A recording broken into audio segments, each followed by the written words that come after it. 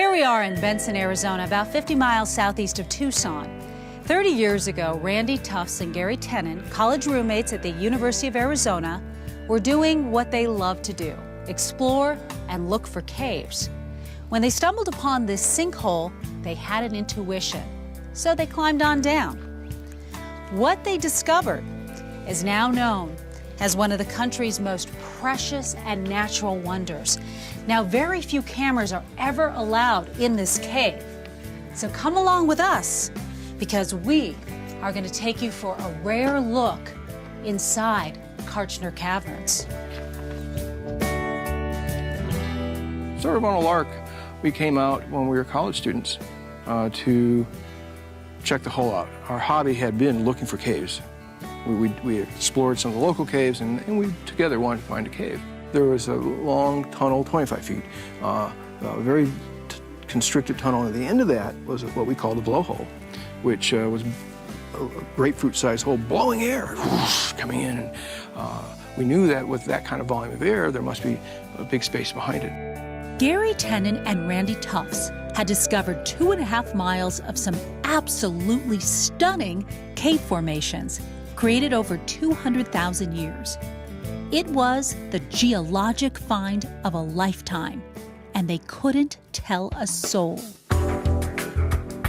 Protecting it was the highest thing on our list. We had seen so many caves in Arizona that had been vandalized. People would bring trash in, they'd spray paint it, and we've actually caught people mining formations off the cave walls. And we saw this beautiful cave and said, we couldn't let this happen to this place. And so we spent a lot of time thinking about what we could do to protect it. We really wanted to protect it beyond our lifetimes.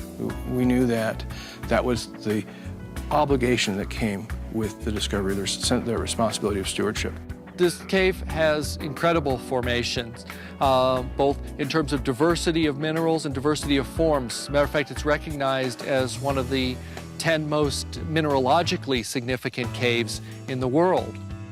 For 24 years, Gary and Randy told only a select few about their wondrous discovery as they tried to figure out how to protect the cave for the future.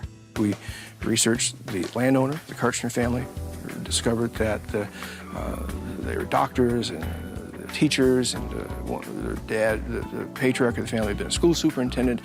Got the idea that they could be good stewards of the land, and we approached them. And it turned out they were fabulous stewards, and together we spent the next few years mapping the cave and looking for the final steward who could turn it into a tour cave as a means of protection. We found Arizona State Parks. The state of Arizona eventually bought the land owned by the Kartchner family and the cave underneath it. But it wasn't until 10 years later that it was finally open to the public. In trying to protect the cave, one of the most important things we're trying to protect is the environment in the cave, the high humidity environment. We're here in a desert with very low humidity, so we're trying to protect the inside air from the outside air.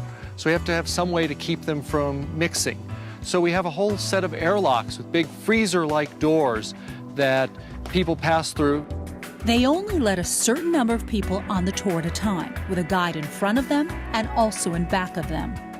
We've advanced the appreciation for caves with the thousands of people who've come through here every year, leave here much more appreciative of the world around them and much more inspired to protect not just caves but other natural resources. And that's really an accomplishment that Randy and I were very proud of.